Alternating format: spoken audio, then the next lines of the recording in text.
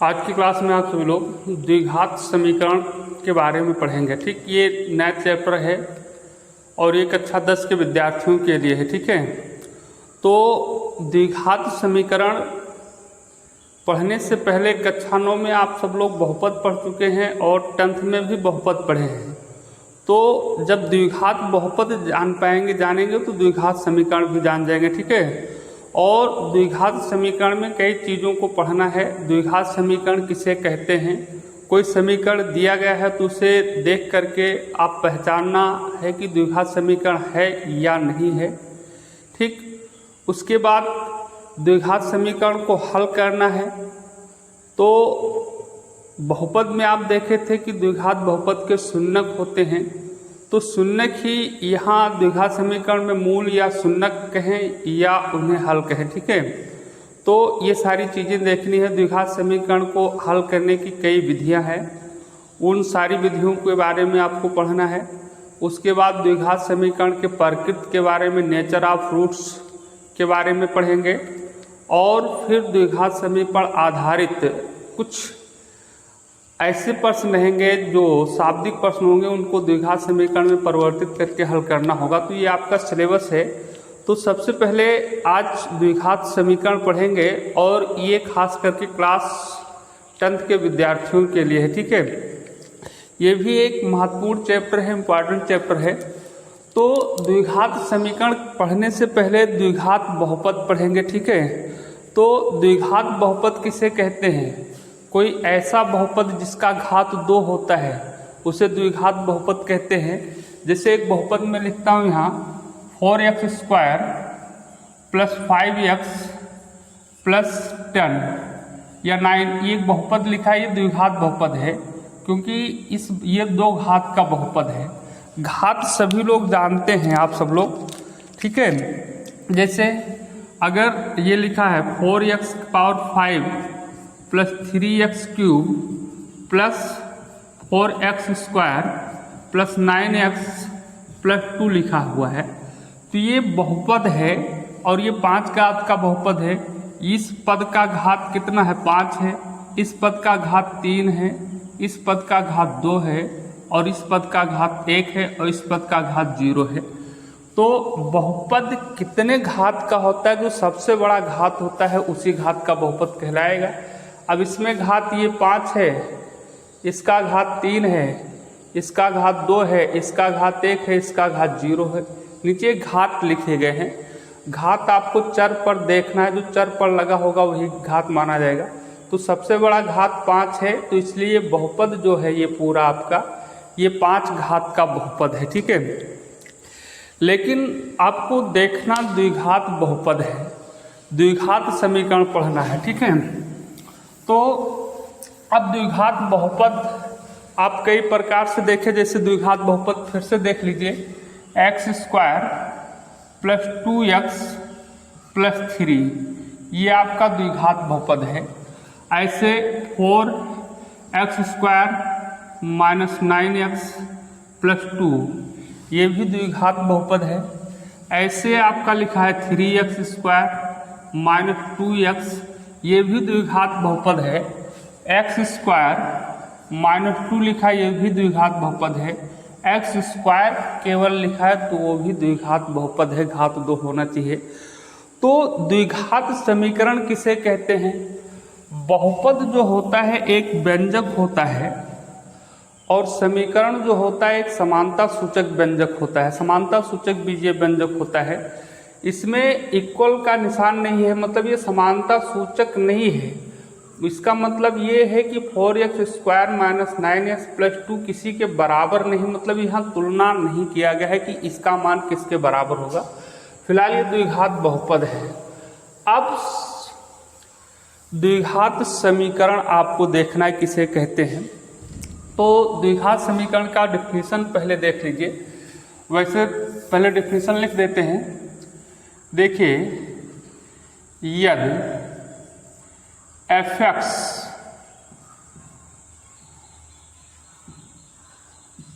कोई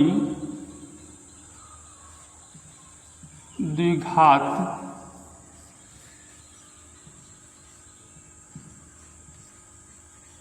बहुपद हो, fx कोई द्विघात बहुपद है, एक द्विघात बहुपद है fx, मतलब जैसे अभी हमने लिखा था fx बराबर ये 2x² प्लस 3x प्लस 9, एक बहुपद है ये 2x² प्लस 3x माइनस 9, और इस बहुपद को fx से प्रदर्शित किया गया है इस बहुपद को, तो वही लिखा गया fx यदि कोई द्विघात बहुपद हो तो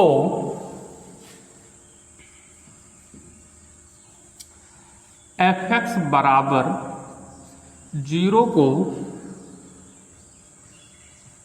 द्विघात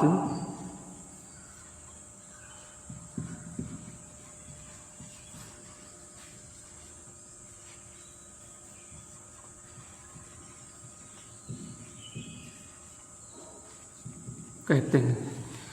मतलब यदि fx कोई द्विघात बहुपद हो तो fx बराबर 0 को द्विघात समीकरण कहते हैं। ठीक है, मतलब अगर जैसे ये बहुपद आपका था, ये बहुपद 2x² प्लस 3x प्लस 9, ये अब बहुपद है, अगर बराबर 0 के कर दिया जाए, बराबर लगा के 0 लिख दें, मतलब इसका मान 0 के बराबर है, तो ये पूरी व्यवस्था आपका द्विघात समीकरण हो जाएगा। क्या हो जाएगा? द्विघात समीकरण। ठीक है, मतलब समीकरण जो होता है एक समानता सूचक बीजीय व्यंजक होता है तो उसे समीकरण कहते हैं। ठीक है, या ऐसा लिख सकते हैं वह समीकरण जो 2 घात का होता है, जिसका अधिकतम घात 2 होता है, उसे हम द्विघात समीकरण कहते हैं। जैसे x² माइनस 9, अब ये किसी के बराबर नहीं दिखाया गया है कि इसके बराबर है, तो ये द्विघात बहुपद है। अगर बराबर लगा के 0 लिख दें तो द्विघात समीकरण हो गया। x² प्लस 2x भी द्विघात बहुपद है, बराबर लगा के 0 लिख दें, 0 के बराबर कर दें, या 5 या कोई भी गिनती लिख दें तो भी ये द्विघात समीकरण हो गया। कोई 0 जरूरी नहीं कि 0 के बराबर होगा। जैसे x² बराबर 5 लिख दिया गया तो ये भी द्विघात समीकरण है। मतलब द्विघात समीकरण, द्विघात बहुपद ही द्विघात समीकरण हो जाता है जब उसका मान किसी के बराबर कर दिया जाता है। मतलब पर डिफिनेशन समझाने के लिए ही लिखा गया, यदि fx कोई द्विघात बहुपद है तो fx बराबर 0 को द्विघात समीकरण कहते हैं। मतलब इसमें वो समानता सूचक चिन्ह मतलब बराबर होगा और उसका मान किसी के बराबर रखा जाएगा। जैसे देखिए कौन कौन से द्विघात समीकरण कैसे होते हैं।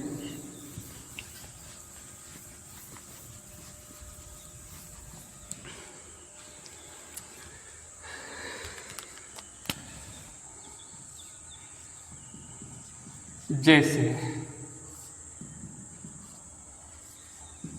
2x² माइनस 9x प्लस 10 बराबर 0, ये द्विघात समीकरण है। 2x² प्लस 5x बराबर 0 भी द्विघात समीकरण है। x² माइनस 9x बराबर 0, ये भी द्विघात समीकरण है। x² प्लस 5x प्लस 10 बराबर 2 लिखा तो भी द्विघात समीकरण है। ऐसे x² प्लस 2x या 25x प्लस 3 जो इक्वल टू ये भी आपके द्विघात समीकरण है।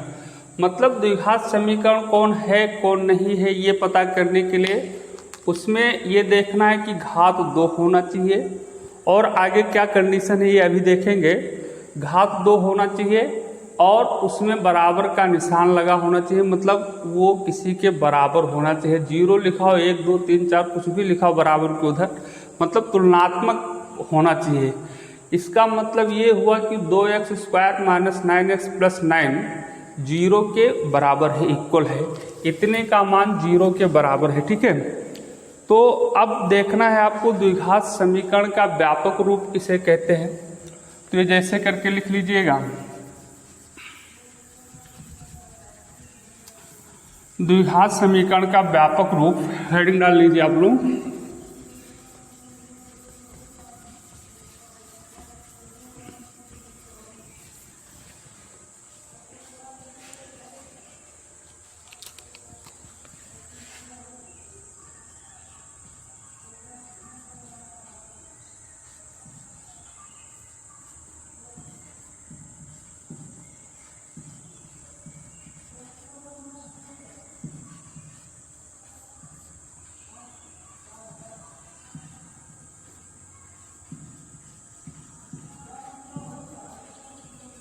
व्यापक रूप।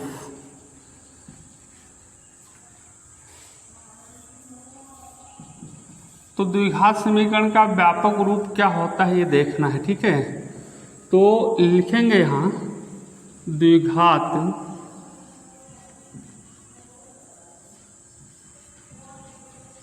समीकरण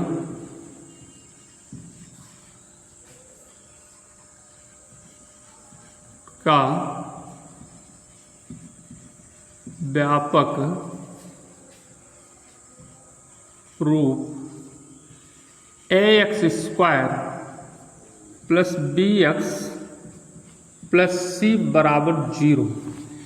द्विघात समीकरण का व्यापक रूप ax square plus bx plus c बराबर 0 होता है।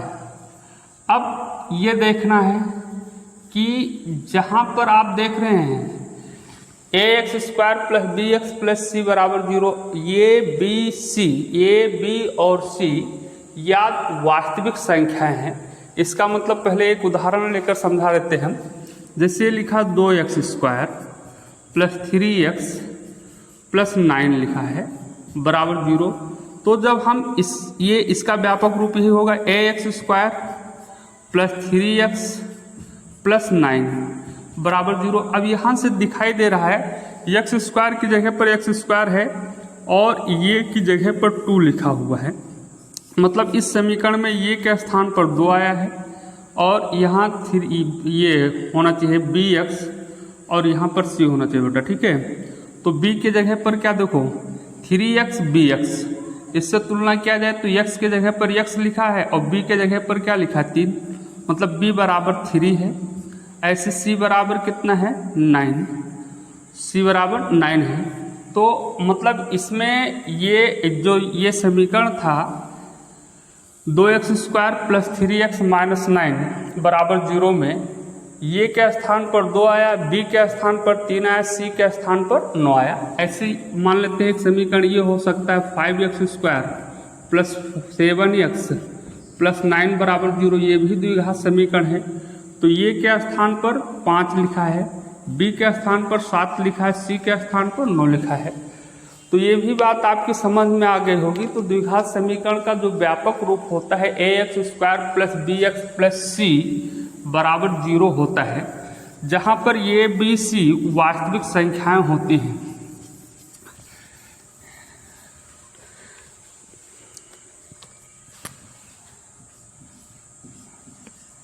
जहाँ ये कामा b योग C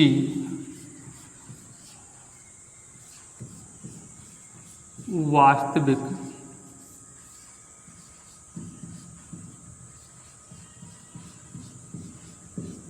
संख्याएं हैं, ठीक। तो वास्तविक संख्याएं हैं, इसका मतलब द्विघात समीकरण जो होगा उसमें जैसे अभी आपने देखा 4x square plus 9x plus 2 बराबर 0 एक द्विघात समीकरण ले लिया गया। तो ये कहलाएगा वर्ग पद। ये वाला पद 4x स्क्वायर जो होता है वर्ग पद, या इसको कह सकते हैं x स्क्वायर वाला पद, ठीक है। और ये जो होता है x वाला पद कहलाता है और ये वाला जो होता है अचर पद कहलाता है। मतलब द्विघात समीकरण, कोई समीकरण दिया गया है वो द्विघात समीकरण है या नहीं है, ये पता करने के लिए पहले उसमें उसे व्यापक रूप में लिखना होगा। मतलब सबसे पहले 2 घात वाला पद लिख लो, फिर 1 घात वाला पद लिख लो, फिर बिना घात वाला मतलब अचर 1 शून्य घात वाला पद अचर पद लिख लेंगे, बराबर के बाद उधर 0 हो जाएगा। मतलब कहने का मतलब ये है कि कोई बहुपद जो दिया गया है, कोई समीकरण दिया गया है, उससे अगर आपको ये बताना है, पता करना है कि द्विघात समीकरण है कि नहीं है, तो उसे मानक रूप में लिख लो। x के घातों के घटते हुए क्रम में लिख लो या x के घातों के बढ़ते हुए क्रम में, किसी में लिख सकते हैं। तो x के घातों के घटते हुए क्रम में ही लिख लीजिए। उसके बाद देखिए, लिखने के बाद ये देखिए, मतलब ax square plus bx plus c के रूप में हो जाए तभी आप कह सकते हैं कि द्विघात समीकरण है। जैसे अगर हम इस समीकरण को लिखते हैं x square plus 4y x square plus 1 बराबर 0। अब ये देखने में तो लग रहा है कि द्विघात समीकरण है, लेकिन वास्तव में द्विघात समीकरण नहीं है, क्योंकि इसको लिखोगे जब व्यापक रूप में तो एक्स स्क्वायर से एक्स स्क्वायर का गुणा करोगे तो एक्स के घात 4 हो जाएगा, मतलब तो 4 घात का समीकरण हो जाएगा। जबकि मुझे ये देखना द्विघात समीकरण कौन है कौन नहीं है।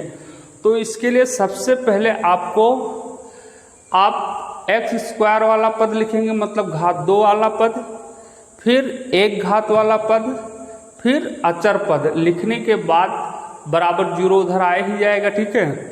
तो जब इस रूप में सेट हो जाएगा तब आप देखेंगे कि अगर घात 2 है तो वो द्विघात समीकरण है, अगर अधिकतम घात 2 से कम है या ज़्यादा है तो वो द्विघात समीकरण नहीं होगा। तो अभी इसमें एक चीज़ और बाकी है, जहाँ पर आप ये देखें कि ये बी एवं सी वास्तविक संख्याएं हैं। वास्तविक संख्या तो आप जानते हैं कोई भी संख्या हो सकती है, उसमें पूर्णांक भी हो सकता है, प्राकृत संख्या भी हो सकती है, परिमेय संख्या भी हो सकती है, अपरिमेय संख्या हो सकती है, उससे नहीं मतलब है। तथा ये और ध्यान रखना है, तथा ये इज नॉट इक्वल टू 0, मतलब ये 0 नहीं होगा। किसी भी द्विघात समीकरण में ये का मान 0 नहीं होगा। ये का मतलब एक्स स्क्वायर का गुणांक 0 नहीं होगा। अगर एक्स स्क्वायर का गुणांक 0 कर दिया जाए तो वो द्विघात समीकरण नहीं रहेगा। जैसे मान लेते हैं ये 4x स्क्वायर है प्लस 2x प्लस 3 बराबर 0, अगर ये द्विघात समीकरण है। अब अगर यहाँ एक्स स्क्वायर का गुणांक 4 है, मान लेते हैं अगर हम कोई दूसरा समीकरण लिखें जिसमें एक्स स्क्वायर का गुणांक 0 कर दे, 0x square plus 2x plus 3 ही है बराबर 0। तो 0x स्क्वायर का मतलब होगा 0, क्योंकि 0x स्क्वायर का मतलब 0 गुणे एक्स स्क्वायर, 0 को एक्स स्क्वायर से गुणा करोगे तो 0 आएगा, प्लस 2x प्लस 3 बराबर 0। तो ये हुआ 2x प्लस 3 बराबर 0। अब इसका घात अगर हम देखें तो 1 आता है, और द्विघात समीकरण होने के लिए घात 2 होना चाहिए। तो घात देखिए ये रैखिक समीकरण है, द्विघात समीकरण नहीं है। अर्थात कोई भी द्विघात समीकरण होगा तो उसमें एक्स स्क्वायर का गुणांक 0 नहीं हो सकता है। अगर है एक्स स्क्वायर का गुणांक 0 तो वो द्विघात समीकरण नहीं होगा। इसीलिए यहाँ लिखा गया है ए इज नॉट इक्वल टू 0। बाकी बी 0 हो सकता है, सी 0 हो सकता है, ये जो इक्वल टू 0 होगा, बी जो इक्वल टू 0 हो सकता है, कोई प्रॉब्लम नहीं। ये बी है बेटा, बी जो इक्वल टू 0 हो सकता है, सी जो इक्वल टू 0 हो सकता है, लेकिन ए इज नॉट इक्वल टू 0, ये का मान 0 नहीं होगा, ठीक है। तो ये ध्यान रखिएगा, द्विघात समीकरण का व्यापक रूप क्या होता है। तो द्विघात समीकरण का व्यापक रूप x square plus b x plus c बराबर 0 होता है, जहाँ पर ए बी सी आपकी वास्तविक संख्याएं हैं, ये भी आपको पता है, अभी मैंने समझाया। और ये ध्यान रखना, ये इज नॉट इक्वल टू 0। अब आपको देखना है कि द्विघात समीकरण का हल या द्विघात समीकरण के मूल, ठीक है। तो द्विघात समीकरण का हल देखिए, द्विघात समीकरण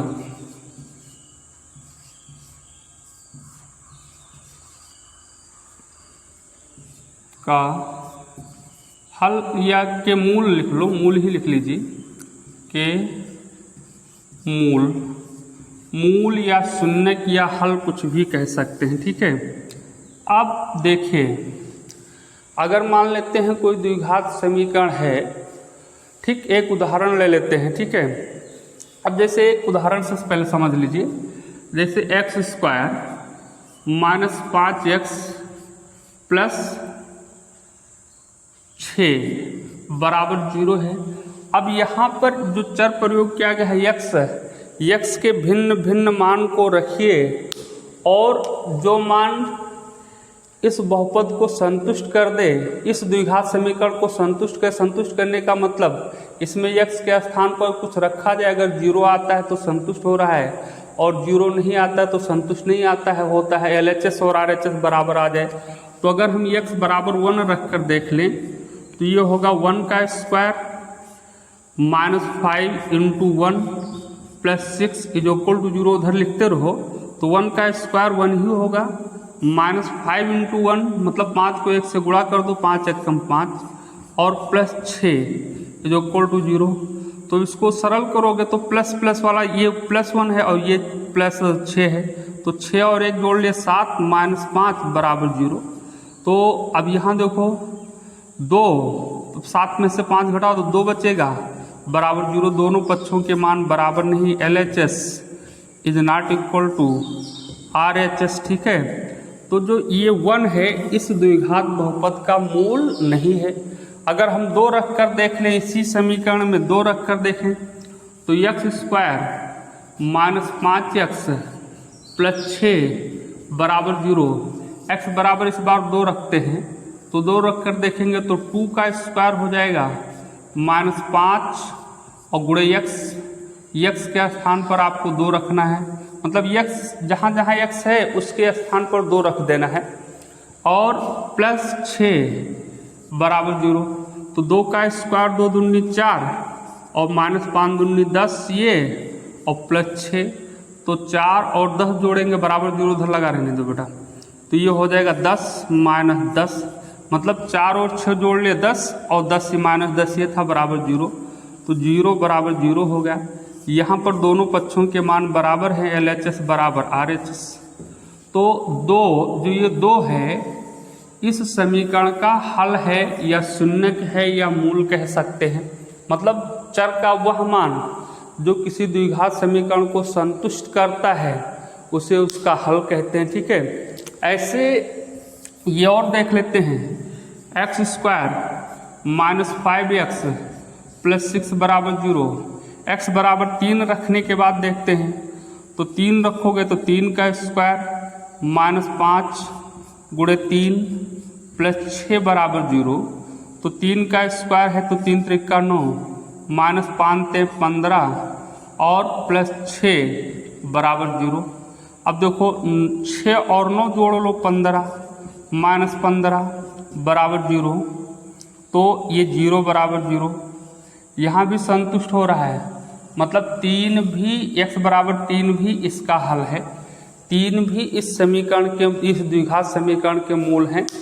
तो ये भी ध्यान रखना है द्विघात समीकरण के अधिकतम 2 मूल हो सकते हैं, 2 से अधिक मूल नहीं हो सकते हैं। जैसे बहुपद में देखे थे कि किसी बहुपद के कितने शून्यक होते हैं, शून्यक मूल दोनों लगभग में सेम चीज़ हैं।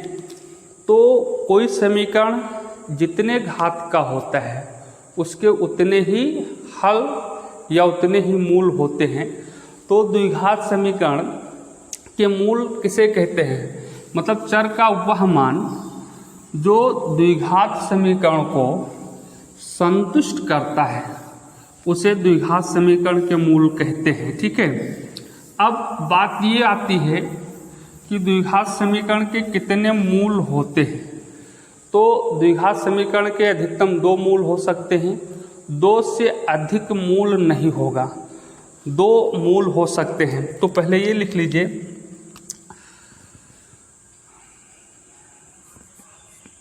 चर के वह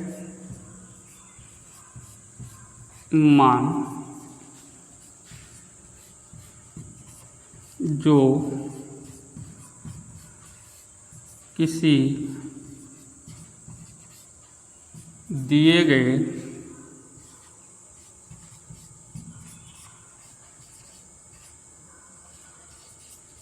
द्विघात समीकरण को द्विघात समीकरण को संतुष्ट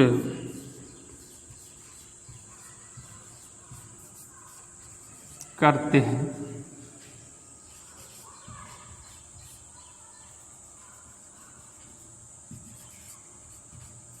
उन्हें द्विघात समीकरण के मूल या हल भी लिख सकते हो, मूल को हल भी कह सकते हैं कि मूल या शून्यक कहते हैं। ठीक, मतलब चर का कोई मान अगर संतुष्ट करता है, जैसे मान लेते हैं f(x) बराबर 0 कोई द्विघात बहुपद है और ये उसको संतुष्ट करता है, तो ये उसका मूल हो जाएगा। ठीक है, मतलब अभी आपको समझाया गया, इससे पहले उदाहरण के द्वारा पहले ही समझा दिए गए हैं। ठीक है, तो ये ध्यान रखना, द्विघात समीकरण के मूल किसे कहते हैं, मतलब कोई मान, कोई संख्या, कोई वास्तविक संख्या अगर किसी द्विघात समीकरण को संतुष्ट करती है तो वो उसका मूल होगा। ठीक है, और संतुष्ट नहीं करती है तो उसका मूल नहीं होगा। मूल ज्ञात करेंगे आगे, धीरे धीरे बात समझ में आती चली जाएगी। ठीक है, अब दूसरी बात ये देखनी है, प्रत्येक द्विघात समीकरण के प्रत्येक द्विघात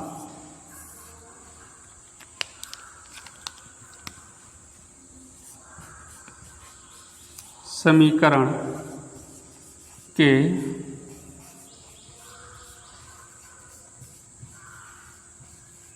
अधिकतम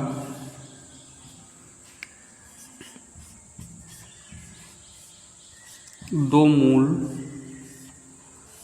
ये ध्यान रखिएगा कि कोई भी द्विघात समीकरण है तो उसके अधिकतम, अधिक से अधिक दो मूल ही हो सकते हैं।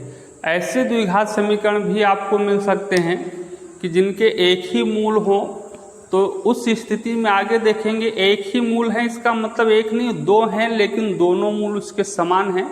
आगे धीरे धीरे जैसे द्विघात समीकरण का चैप्टर बढ़ता चला जाएगा वैसे आपके बात समझ में आती चली जाएगी। ठीक है, दो मूल हो सकते हैं।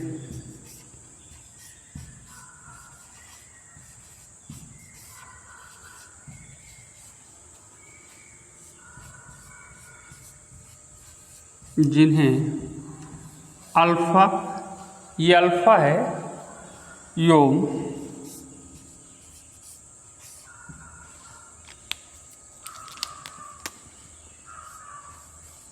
बीटा से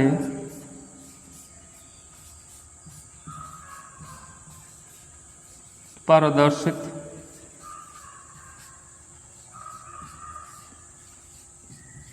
करते हैं। मतलब जो द्विघात समीकरण होता है उसके दो मूल हो सकते हैं, अधिकतम दो मूल होते हैं, और एक मूल को अल्फा, दूसरे मूल को बीटा से प्रदर्शित करते हैं। तो द्विघात समीकरण की स्टार्टिंग क्लास था ये।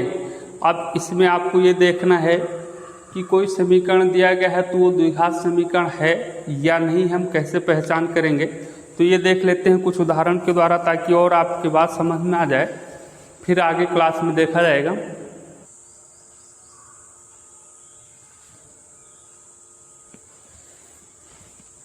तो अब देखना है, कुछ समीकरण हैं तो उनमें देखना है कि पहचान करना है, मतलब कि द्विघात समीकरण है या नहीं है।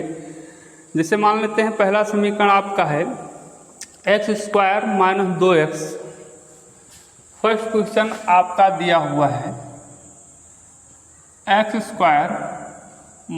2x बराबर 2 × 3x + 9।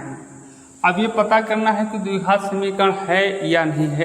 फिलहाल देखने में लग रहा है, ठीक है, लेकिन हमने बताया नियम भी ये है कि सबसे पहले इसको इसके व्यापक रूप में लाइए। अगर व्यापक रूप में लाने के बाद देखें द्विघात समीकरण है कि नहीं है, तो ये हुआ x² - 2x और इसको 2 से मल्टीप्लाई करा दो तो 6x + 18 हो जाएगा। ठीक है, अब द्विघात समीकरण का व्यापक रूप होता क्या है ये आप सब लोग जानते हैं, ax² + bx + c बराबर 0।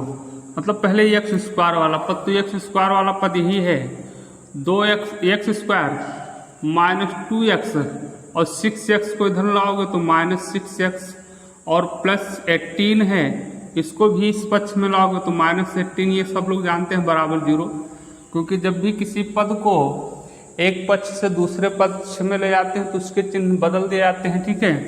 तो ये आपका होगा एक्स स्क्वायर और -2x और -6x ऐड कर लिया जाएगा, -8x हो जाएगा, ठीक है। 6 और 2 8x और उसके बाद -18 बराबर 0।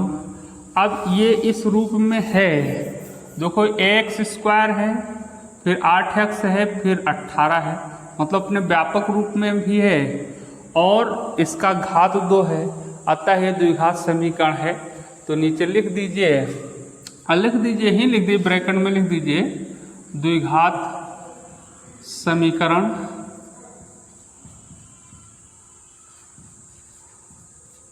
है। तो इसमें देखना है कौन द्विघात समीकरण है और कौन द्विघात समीकरण नहीं है। एक सवाल और ले लेते हैं, x+1 का होल स्क्वायर।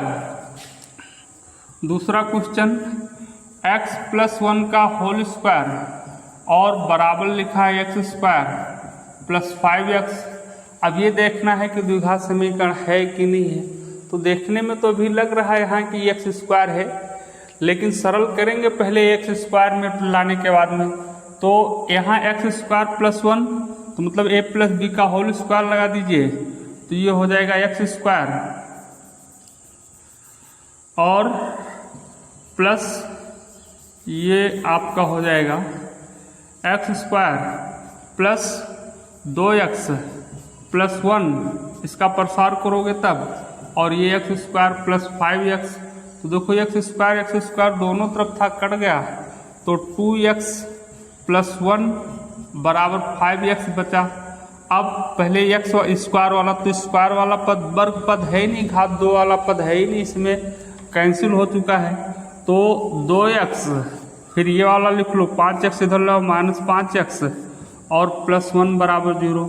तो 5x में से 2x घटा दो, -3x + 1 बराबर 0। अब देखो इसका घात 2 नहीं है, इसका घात 1 है, तो ये द्विघात समीकरण नहीं है। तो इसलिए द्विघात समीकरण कौन सा है और कौन सा नहीं है, ये पता करने के लिए आपको उस समीकरण को व्यापक रूप में लाना होगा। व्यापक रूप आप जानते हैं, ax² + bx + c बराबर 0 के रूप में लाइए, परिवर्तित कीजिए। अगर इस रूप में आता है तो द्विघात समीकरण है, अन्यथा नहीं है, ठीक है। तो ये तो था द्विघात समीकरण से संबंधित कुछ छोटी छोटी चीज़ें, ठीक है। अब आगे कल के क्लास में आप सब लोग पढ़ेंगे द्विघात समीकरण को हल करने की विधि। तो विधि कई विधियां हैं, तो जिनको कल देखेंगे।